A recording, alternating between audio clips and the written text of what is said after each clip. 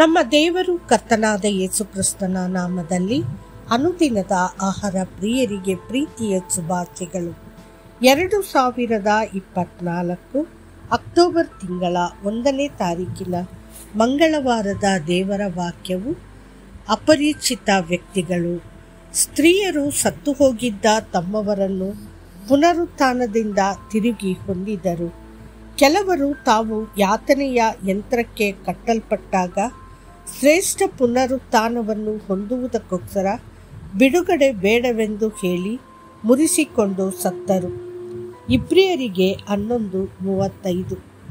ಸತ್ಯವೇದವು ಒಂದು ದೊಡ್ಡ ನಿಧಿ ಮತ್ತು ನಾವು ಅದರಲ್ಲಿ ಸಾವಿರಾರು ಹೆಸರುಗಳನ್ನು ಓದುತ್ತೇವೆ.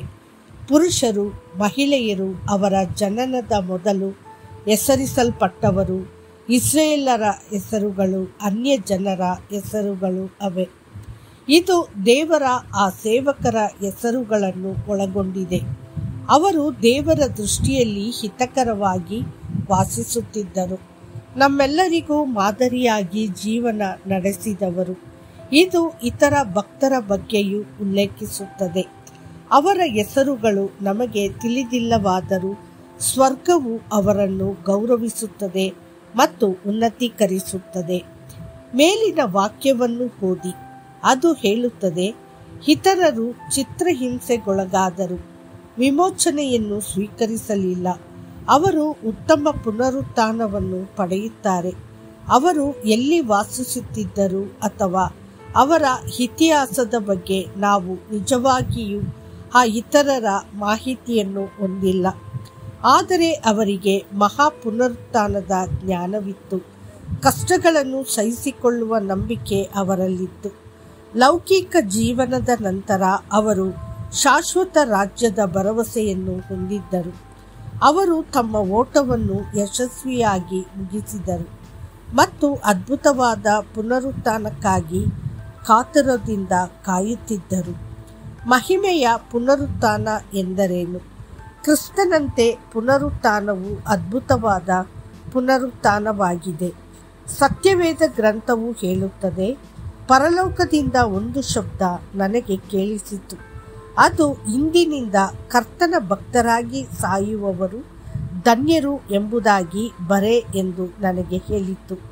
ಅದಕ್ಕೆ ಆತ್ಮನು, ಹೌದು, ಅವರು ಧನ್ಯರೇ, ಅವರ ಕಷ್ಟ ತೀರಿತು, ಅವರಿಗೆ ವಿಶ್ರಾಂತಿಯಾಗುವುದು, ಅವರ ಸುಕೃತ್ಯಗಳು ಅವರೊಡನೆ ಬರುವವು ಎಂದು ಹೇಳುತ್ತಾನೆ.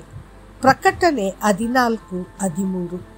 ಇಬ್ರಿಯರಿಗೆ ಬರೆದ ಪತ್ರಿಕೆ ಅಧ್ಯಾಯ 11ರಲ್ಲಿ ದೇವರ 17 ಸಂತರನ್ನು ಹೆಸರಿಸಲಾಗಿದೆ. ಆದರೆ ಚಿತ್ರಹಿಂಸೆಗೊಳಗಾದ ಅಸಂಖ್ಯಾತ ಸಂತರು ಇದ್ದಾರೆ. ಅವರು ಉತ್ತಮ ಪುನರುತ್ಥಾನವನ್ನು ಪಡೆಯಲು ವಿಮೋಚನೆಯನ್ನು ಸ್ವೀಕರಿಸಲಿಲ್ಲ. ಇಂದು ಅವರ ಹೆಸರುಗಳು ನಮಗೆ ತಿಳಿದಿಲ್ಲದಿದ್ದರೂ ಶಾಶ್ವತತೆಗೆ ತಿಳಿದಿದೆ, ದಾಖಲಿಸುತ್ತದೆ ಮತ್ತು ಸಾಕ್ಷಿ ಹೇಳುತ್ತದೆ. ಇಂದು ದೊಡ್ಡ ವಾಲ್ ಪೋಸ್ಟರ್ಗಳಲ್ಲಿ ಜನಪ್ರಿಯ ದೇವರ ಸೇವಕರುಗಳ ಹೆಸರನ್ನು ಹಾಕಲಾಗುತ್ತದೆ. ಆದರೆ ನೂರಾರು ದೇವರ ನೀತಿವಂತ ಸೇವಕರಿದ್ದಾರೆ. ಅವರು ಹಳ್ಳಿಗಳಲ್ಲಿ ಮತ್ತು ದೀನ ದಲಿತ ಪ್ರದೇಶಗಳಲ್ಲಿ ಆತನನ್ನು ನಂಬಿಗಸ್ತಿಕೆಯಿಂದ ಮತ್ತು ಪ್ರಾಮಾಣಿಕವಾಗಿ ಸೇವಿಸುತ್ತಾರೆ. ಈ ಜಗತ್ತಿಗೆ ಅವರು ಗೊತ್ತಾಗುವುದಿಲ್ಲ, ಆದರೆ ಪರಲೋಕವು ಅವರನ್ನು ತಿಳಿದಿದೆ ಮತ್ತು ಉನ್ನತೀಕರಿಸುತ್ತದೆ. ಅನೇಕ ಜನರು ದೇವರ ಬಡ ಸೇವಕರನ್ನು ಪರಿಗಣಿಸುವುದಿಲ್ಲ. ನೀವು ಈ ಮಹಾನ್ ವ್ಯಕ್ತಿಗಳಲ್ಲಿ ಒಬ್ಬರಿಗೆ ನೀವು ಏನು ಮಾಡಿದ್ದೀರೋ ಅದು ನನಗೇ ಮಾಡಿದ್ದೀರಿ ಎಂದು ಯೆಹೋವನು ಹೇಳಲಿಲ್ಲ. ಆದರೆ ನೀವು ಈ ಚಿಕ್ಕವರಿಗೆ ಒಬ್ಬರಿಗೆ ನೀವು ಏನು ಮಾಡಿದ್ದೀರೋ ಅದು ನನಗೇ ಮಾಡಿದ್ದೀರಿ ಎಂದು ಅವನು ಹೇಳಿದನು.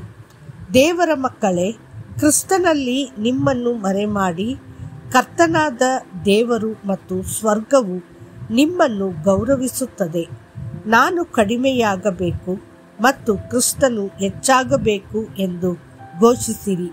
ನೆನಪಿಡಿ, ಈ ಚಿಕ್ಕವರಲ್ಲಿ ಒಬ್ಬನನ್ನಾದರೂ ತಾತ್ಸಾರ ಮಾಡಬಾರದು. ನೋಡಿರಿ, ಪರಲೋಕದಲ್ಲಿ ದೇವರ ದೂತರು ಪರಲೋಕದಲ್ಲಿರುವ ನನ್ನ ತಂದೆಯ ಮುಖವನ್ನು ಯಾವಾಗಲೂ ನೋಡುತ್ತಲಿದ್ದಾರೆ ಎಂದು ನಿಮಗೆ ಹೇಳುತ್ತೇನೆ. ಮತ್ತಾಯ 18:10. ಕರ್ತನು ನಿಮ್ಮನ್ನು ಆಶೀರ್ವದಿಸಲಿ. ಆಮೇನ್. ಆಮೇನ್.